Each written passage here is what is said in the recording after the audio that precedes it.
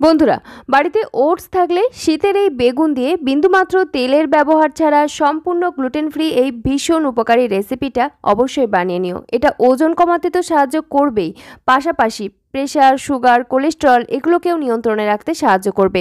বাচ্চা থেকে বড় সর্বোপরি সকলের জন্য ভীষণ হেলদি একটা রেসিপি। তো এর জন্য এখানে আমি নিয়েছি হাফ কাপ পরিমাণ ওটস, আর এই ওটসটাকে ফার্স্টে ড্রাই রোস্ট করে নিচ্ছি।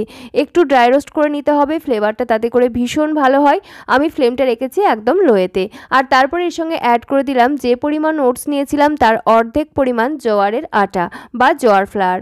এখানে তোমরা গমের আটাও ব্যবহার করতে পারো, তবে জোয়ারের আটাটা একটু বেশি হেলদি আমাদের ওজন কমানোর ক্ষেত্রে বা প্রেশার, সুগার, কোলেস্টেরল নিয়ন্ত্রণে রাখার জন্য, কারণ এর মধ্যে ফাইবারের মাত্রা আর একটু বেশি রয়েছে।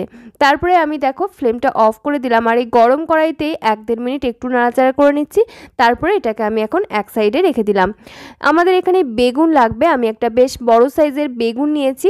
শীতের এই মরশুমে যে বেগুনগুলো পাওয়া যায় এগুলো তো ভীষণ টেস্টি হয়, একদম কচি আর ভীষণই সুন্দর হয়। তো এই ধরনের বেগুনগুলো দিয়ে যেটাই বানানো যাক না কেন সেটাই খেতে ভীষণই টেস্টি হয় আর খাওয়াও খুব উপকারী, কারণ বেগুন নাম হলেও এর রয়েছে বহু গুণ। তো আমি এখানে পুরো বেগুনটা লাগবে না, 3 টুকরো করে নিলাম, একটু মোটা মোটা রেখে টুকরোগুলো করে নিয়েছি। আর আমাদের আজকের এই রেসিপিটাতে কোনো রকম তেল কিছুই লাগবে না, তেল, ঘি, বাটার কোনো কিছু লাগবে না, সম্পূর্ণ জিরো অয়েল একটা রেসিপি তোমাদেরকে বানিয়ে দেখাচ্ছি। আর খেতে ভীষণই মুখরোচক হয়, কেউই কিন্তু এক চান্সে বলতেই পারবে না এটা তেল ছাড়া তৈরি হয়েছে। তো বেগুনগুলো এইভাবে কেটে নেওয়ার পর আমি এরকম করে একটু কাট লাগিয়ে নিচ্ছি মাঝে মাঝে, তাতে করে কি হয় না এর মধ্যে মশলাটা ভালো করে ঢুকতে পারে আর এটা কুকিং টাইমটাও খুব কম লাগে। তো আমি এরকম করে প্রত্যেকটার গায়ে একটু কাট লাগিয়ে নিচ্ছি, তোমরা নিজেদের সুবিধা মতো করে নিও। তবে বেগুনের যে স্কিনটা রয়েছে ওটাকে বাদ দিয়ে কিন্তু মাঝের পোর্শনটাতে এরকম করে কাট লাগিয়ে নিয়েছি। দেখো বেশ ডিপ করেই কাট লাগিয়ে নিয়েছি। তো এইরকম করে আমি একটা বড় সাইজের মিক্সিং বোলের মধ্যে নিয়ে নিলাম, আর এর মধ্যে অ্যাড করে দিচ্ছি স্বাদ অনুযায়ী লবণ। আর তোমরা নিজের টেস্ট অনুযায়ী লবণটা দেবে। আমি এখানে মোটামুটি হাফ চা চামচের মতো লবণ দিয়েছি। আর মশলার মধ্যে শুধুমাত্র হলুদ দিয়েছি, এর বাইরে আর তেমন কিছু মশলা আমাদের লাগছে না, লবণ আর হলুদ। তোমরা চাইলে এখানে জিরের গুঁড়োটাও ব্যবহার করতে পারো, তবে এই পর্যায়ে তার আর তেমন কিছু দরকার নেই। তো খুব ভালো করে মিশিয়ে নিচ্ছি। বেগুনের প্রত্যেকটা জায়গাতে যেন এই মশলাটা ভালো করে ঢুকতে পারে, কারণ হচ্ছে আমরা যে ছিদ্রগুলো করে নিয়েছি ওই জন্যই করে নিয়েছি যাতে এর ভিতরে লবণটা ঢুকতে পারে। বন্ধুরা, দেখছো সিম্পল কুইজিন বাংলা, আমি আলেয়া। আমাদের চ্যানেল সিম্পল কুইজিন বাংলায় তোমাদের সবাইকে জানাই অনেক অনেক স্বাগত। আমি এরকমই হেলদি রেসিপি শেয়ার করে থাকি, যারা ওজন কমাতে চাইছো তাদের জন্য আমার রেসিপিগুলো ভীষণ হেল্পফুল। আর তাছাড়াও বাড়ির প্রত্যেকের জন্য, বাচ্চা থেকে বড় সকলের জন্য রেসিপিগুলো ভীষণই হেলদি। যারা নতুন অডিয়েন্স রয়েছে অতি অবশ্যই চ্যানেলটি সাবস্ক্রাইব করে পাশে থাকা বেল আইকনটা অল করে নিও, যাতে নতুন রেসিপি আপলোড করার সাথে সাথে তোমার কাছে নোটিফিকেশন পৌঁছে যায়। এরকম হেলদি ফুড যারা পছন্দ করো তাদের জন্য আমার রেসিপিগুলো ভীষণই হেল্পফুল। তো এদিকে আমি একটা টমেটো মধ্যেখান থেকে 2 টুকরো করে নিয়েছি, তোমরা চাইলে বীজগুলোকে ফেলে দিতে পারো। আর 2 মিনিট রেস্টে থাকার ফলে কিন্তু বেগুনগুলো বেশ সফট হয়ে গেছে, এর মধ্যে মশলাটা ঢুকে গেছে। এদিকে আমরা যে ওটস এবং জোয়ারের আটা একসাথে করে ড্রাই রোস্ট করে রেখেছিলাম এটাও এখন রুম টেম্পারেচারে এসে গেছে। একটা মিক্সার গ্রাইন্ডার জারের মধ্যে পুরোটাকে নিয়ে নিচ্ছি। বন্ধুরা, আমাদের আজকের এই রেসিপিটা কিন্তু খুব চটজলদি তৈরি করে নেওয়া যায়, হাতে মাত্র 10 থেকে 12 মিনিট যদি সময় থাকে তাহলে কিন্তু এই রেসিপিটা তৈরি করে নেওয়া যায়। আর খুব সাধারণ কিছু উপকরণ দিয়ে তৈরি হয়ে যায়, যেগুলো সবসময় সববার ঘরে অ্যাভেলেবেল থাকে। তো দেখো বেশ মিহি একটা পাউডার তৈরি করে নিয়েছি, এর সঙ্গে অ্যাড করে দিলাম স্বাদ অনুযায়ী লবণ। আর এখানে আমি কুসুম গরম জল নিয়ে নিচ্ছি, যে পরিমাণ ওটস নিয়েছিলাম সেই সমপরিমাণ জল নিয়েছি। আর এই জলটাকে এখন আমি এক সাইডে রেখে দিলাম, অল্প অল্প করে মেশাচ্ছি, কারণ একবারে পুরো জলটা দিয়ে দিলে মিশ্রণের ঘনত্বটা বেশি পাতলা হয়ে যেতে পারে। অল্প অল্প করে জল দিয়ে আমি মেখে নিচ্ছি। আর এটা খুব একটা নরমও করব না, আবার খুব একটা শক্তও করব না। আর ওটস কিন্তু এমনিতেই প্রচুর পরিমাণে জল কিন্তু টানে, সেই বুঝে এখানে জলটা অ্যাড করতে হবে। ওই জন্য অবশ্যই তোমরা একবারে পুরো জলটা দেবে না, যে পরিমাণ ওটস ব্যবহার করবে সেই পরিমাণ জল নেবে এবং অল্প অল্প করে মেশাতে থাকবে। আমি এখানে যে পরিমাণ উপকরণ নিয়েছি তাতে করে 2 জনের জন্য রেসিপি তৈরি হচ্ছে। দুজন প্রাপ্তবয়স্ক মানুষের জন্য এই রেসিপিগুলো একবারের খাওয়ার মতো তৈরি হচ্ছে। তো তোমরা সেই অনুযায়ী পরিমাণগুলো কম বেশি করে নেবে। আর হচ্ছে সকালের জলখাবার, রাত্রে ডিনার কিংবা দুপুরের লাঞ্চের জন্য এটা খুব হেলদি একটা অপশন। তোমরা বাচ্চাদেরকে কিন্তু লাঞ্চ বক্সে এটা দিতে পারো কিংবা নিজেরাও অফিস লাঞ্চ বক্সে নিতে পারো।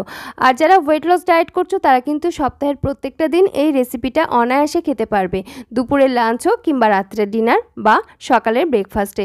তো দেখো অল্প অল্প করে জল দিয়ে আমি বেশ মোটামুটি টাইট একটা ডো বানিয়ে নিয়েছি। তবে এই পর্যায়ে খুব একটা টাইট করব না, কারণ ওটস কিন্তু অনেকটা জল টেনে নেয়। ওই জন্য আমি এরকম একটু পাতলা পাতলা করে এটাকে এখন এক সাইডে রেখে দিচ্ছি ঢাকনা বন্ধ করে। আর মোটামুটি 1.5 চামচ মতো জল আমার রয়ে গেছে। তোমাদের ক্ষেত্রে পরিমাণটা কম কিংবা বেশি হতে পারে। তারপরে এখানে আমি একটা ফ্রাইং প্যান বসিয়ে নিয়েছি। প্যানটা ভালো করে ফার্স্টে গরম করে নিয়েছি, আর তারপরে ফ্লেমটা একদম লো করে দিয়ে প্যানের মধ্যে কোনো রকম তেল, ঘি বা বাটার কিছুই অ্যাড না করে যে বেগুনগুলোকে আমরা লবণ এবং হলুদ মাখিয়ে রেখেছিলাম সেই বেগুনগুলো এখন অ্যাড করে দিলাম। আর টমেটোগুলো একই রকমভাবে দিয়ে নিচ্ছি। আর বেগুনগুলো মিনিট 2-3 রেস্টে থাকার ফলে একটু সফট হয়ে গেছে, আর এর মধ্যে নুনটা ভালো করে ঢুকে গেছে। ঢাকনা বন্ধ করে একদম লো ফ্লেমে আমি কুক করে নিচ্ছি 2 মিনিটের জন্য। আর তাতে করে দেখা যাবে এই চারিদিকে, ঢাকনার চারিদিকে স্টিম জমতে শুরু করেছে এবং দেখে বোঝাই যাচ্ছে যে কিন্তু বেশ ভালোভাবে কুক হয়েছে। আর এদিকে দেখো বেশ স্টিম বেরোতে শুরু করেছে। এই পর্যায়ে আমি এগুলোকে উল্টে নিচ্ছি। হালকা হালকা করে কালার ধরতে শুরু করেছে, আর বেগুনগুলো মোটামুটি অর্ধসিদ্ধ এই পর্যায়ে হয়ে গেছে। তো উল্টে নিচ্ছি, টমেটোগুলো একই রকমভাবে উল্টে নিচ্ছি। এই রেসিপিটা বন্ধুরা তেল ছাড়া তৈরি হয়, কিন্তু ভীষণ সুন্দর খেতে লাগে, কারণ এরকমভাবে সেঁকে নেওয়ার ফলে বেগুনের মধ্যে দারুণ সুন্দর একটা স্মোকি ফ্লেভার আসে, কিন্তু কোনো রকম কার্বন জমে না। আমরা যদি গ্যাস ওভেনে এমনি বেগুনগুলোকে সেঁকে নিই বা পুড়িয়ে নিই, সেক্ষেত্রে কিন্তু এর মধ্যে কার্বন জমে যায়, যেটা স্বাস্থ্যের পক্ষে বেশ ক্ষতিকারক। তারপরে আমি আবারও এই সাইডে ঢাকনা বন্ধ করে হতে দিলাম 2 থেকে 3 মিনিটের জন্য। ফ্লেমটা একদম লোতে রেখেছি। আর যখন দেখবো ঢাকনাটা স্টিম দিয়ে একদম ভর্তি হয়ে গেছে, সেই পর্যায়ে বুঝবো এটা আমাদের কুক হয়ে গেছে। আর এদিকে আমরা যে আটাটাকে মেখে রেখে দিয়েছিলাম, মানে ওটস এবং জোয়ারের আটা একসাথে করে যে আমরা মেখে রেখে দিয়েছিলাম, সেটা কিন্তু খানিকক্ষণ রেস্টে থাকার ফলে জলটা অনেকটা টেনে নিয়েছে এবং বেশ টাইট মতো হয়ে গেছে। এরকম টেক্সচারের কিন্তু আমাদের একটা ব্যাটার বা ডো লাগবে। এই ধরনের একটা ডো তৈরি করে নেবে। আর এটা কিছুক্ষণ একটু মেখে নিতেই দেখবে এর মধ্যে থেকে আঠালো ভাবটা অনেকটাই কমে আসছে এবং বেশ শক্ত মতো হয়ে যাচ্ছে। রেগুলার রুটি বানানোর জন্য আমরা যেমন আটা মেখে থাকি, তার থেকে একটু সফট একটু ডো বানিয়ে নিয়েছি। আর এই ডো থেকে আমি ছোট ছোট করে লেচি কেটে নিচ্ছি। দুজনের জন্য বানাচ্ছি, সেজন্য আমি 4টা লেচি এখান থেকে কেটে নিলাম। আর দেখো ভীষণই সফট, কিন্তু মানে হাত দিয়ে একটু করলেই বুঝতে পারবে যে এটা প্রচণ্ড সফট। তো এরকম ধরনের ডো কিন্তু অবশ্যই তৈরি করে নেবে। এগুলোকে আমি একটু হাত দিয়ে গোল করে এরকম চ্যাপটা করে নিলাম, আর ঢাকা বন্ধ করে এটাকে এখন রেখে দিলাম। এদিকে দেখো বেগুন আর টমেটো আমরা যেগুলো সিদ্ধ হতে দিয়েছিলাম, স্টিম কিন্তু প্রচুর জমে গেছে। আর দেখে কিন্তু বোঝা যাচ্ছে এটা কিন্তু মোটামুটি পুরোপুরি প্রায় কুক হয়ে এসছে, অলমোস্ট হয়ে এসছে। তো এই পর্যায়ে আমি আবারও একবার উল্টে নিচ্ছি। আর একটু বেগুনগুলো আমি চাপ দিয়ে দেখে নিলাম, এগুলো কিন্তু পুরোপুরিভাবে সিদ্ধ হয়ে গেছে। ফ্লেমটা অফ করে আমি এটাকে ঢাকনা বন্ধ অবস্থাতেই রেখে দিলাম, যাতে যেটুকু কুক হওয়া বাকি আছে সেটা হয়ে যাবে এই গরমেতেই। আর এদিক থেকে আমি একটা লেচি নিয়ে নিলাম, আর এখানে আমি ডিপ করে নিচ্ছি জোয়ারের আটার মধ্যে। আর দেখো ঠিক এরকম করে গড়ে নিচ্ছি। এগুলো ভীষণই সফট হয়। আর এইভাবে করে তোমরা যদি রুটিগুলো বানিয়ে নাও, তাহলে দেখবে তোমাদেরও রুটিগুলো কিন্তু প্রচণ্ড সফট হবে এবং 2 দিন পর্যন্ত নরম থাকবে। 2 দিন পর্যন্ত তোমরা যদি ফ্রিজে না রেখে বাইরে নর্মাল টেম্পারেচারে রেখে দাও, তাহলে একদম ফ্রেশ থাকবে এবং হচ্ছে ভীষণ সফট থাকবে। ওই জন্য লাঞ্চ বক্সের জন্য এটা খুব হেলদি একটা অপশন। বাচ্চাদেরকে তোমরা স্কুল টিফিনে দিতে পারো, অথবা তোমরা নিজেরাও নিতে পারো। আর এগুলো তোমরা চাইলে র্যাপার হিসাবে ব্যবহার করতে পারো, তো সেটাও খুব সুন্দর হবে। আমি এখন সেঁকে নিচ্ছি। একটা তাওয়া গরম করে নিয়েছি, তোমরা যে কোনো রুটি সেঁকার তাওয়া এখানে ব্যবহার করবে। আর উল্টে পাল্টে দেখো সেঁকে নিচ্ছি। ফার্স্টে একটা সাইড ওই 20 সেকেন্ডস মতো রাখার পর উল্টে নিলাম, আর তারপরে আবার একবার উল্টে নিয়েছি। আর দেখো ফুলতে শুরু করেছে। এখানে গরম জলটা ব্যবহার করবে অবশ্যই। গরম জল ব্যবহার করার ফলে এটা কিন্তু বেশ ফুলকো ফুলকো তৈরি হয় আর ভীষণ সফট থাকে। আর জোয়ারের আটার রুটি কিন্তু তোমরা যদি বানিয়ে থাকো, দেখবে এটা কিন্তু প্রচণ্ড নরম হয়। তো দেখো একই রকমভাবে 4টা রুটি আমি বানিয়ে নিয়েছি এরকম করে। তো চারটায় আমার কিন্তু বেশ ফুলকো ফুলকো হয়েছে। সব তো আর ভিডিওতে দেখানো সম্ভব নয়, তাহলে লেন্থটা অনেকটা বেশি হয়ে যাবে। এগুলোকে আমি ফার্স্টে কী করি, ভাপটাকে ছাড়িয়ে নিই। রুম টেম্পারেচারে চলে আসলে তারপরে আমি একটা হটপট বা যেটার মধ্যে রুটি রাখা হয় তার মধ্যে তোমরা ঢাকনা বন্ধ করে রাখতে পারো, তাহলে কি এর মধ্যে আর বাষ্প জমবে না, রুটিগুলো ভীষণ নরম থাকবে। এদিকে আমাদের বেগুন টমেটো এগুলো সিদ্ধ হয়ে গেছে এবং ঠান্ডাও হয়ে গেছে। তো হাত দিয়ে আমি তোমাদেরকে দেখিয়ে দিলাম, পুরোপুরি সফট হয়ে গেছে।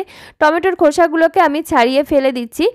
তো এইভাবে তোমরা কিন্তু বেগুনটা, যদি বড় বেগুন হয় পুরো বেগুনটা লাগে না, তো সেক্ষেত্রে এরকম করে বানিয়ে ফেলতে পারো। তেল ছাড়া যেমন তৈরি হয়ে যায় ঠিক সেরকমভাবে এটা খেতে কিন্তু ভীষণই টেস্টি হয়, কম সময়ের মধ্যে হয়েও যায়।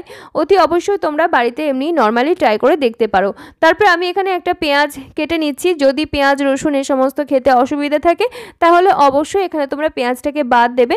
তবে আমি এখানে হাফ পেঁয়াজ ব্যবহার করছি। একটা বড় সাইজের মিক্সিং বোলের মধ্যে বেগুন এবং টমেটো সিদ্ধ করাটা নিয়ে নিলাম, তার সাথে যে জুসটা বেরিয়েছে সেটাও কিন্তু আমি বাদ দিলাম না, সেটাকেও নিয়ে নিলাম। আর এগুলোকে খুব ভালো করে কাঁটা চামচের সাহায্যে স্ম্যাশ করে নিচ্ছি।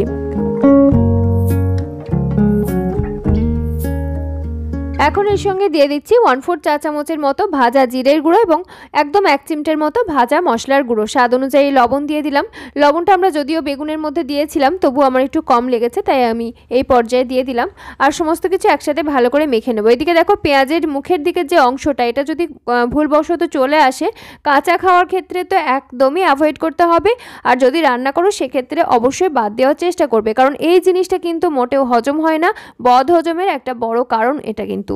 তো খুব ভালো করে আমি স্ম্যাশ করে নিচ্ছি, খুব ভালো করে মেখে নিচ্ছি, অনেকটা ভর্তার মতো করে মেখে নিচ্ছি। তেল ছাড়া এরকম করে বানিয়ে দেখবে, খেতে তো দুর্দান্ত লাগেই।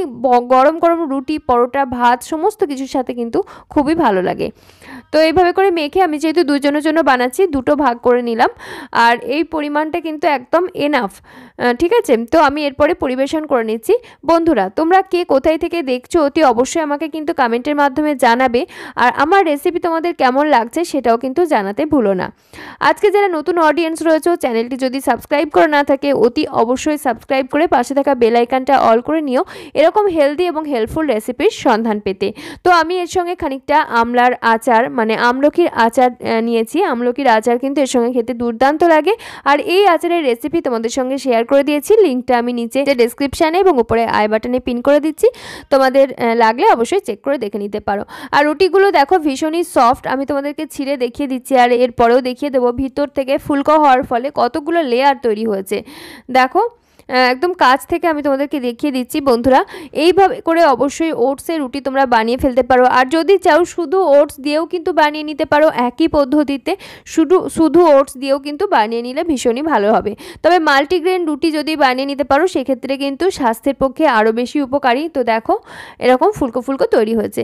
আজকের মতো এখানে বিদায় নিচ্ছি বন্ধুরা, ফিরে আসছি পরবর্তী নতুন কোনো হেল্পফুল এবং হেলদি রেসিপি নিয়ে। সকলে খুব ভালো থেকো, সুস্থ থেকো, সাবধানে থেকো আর সবাইকে ভালো রেখো।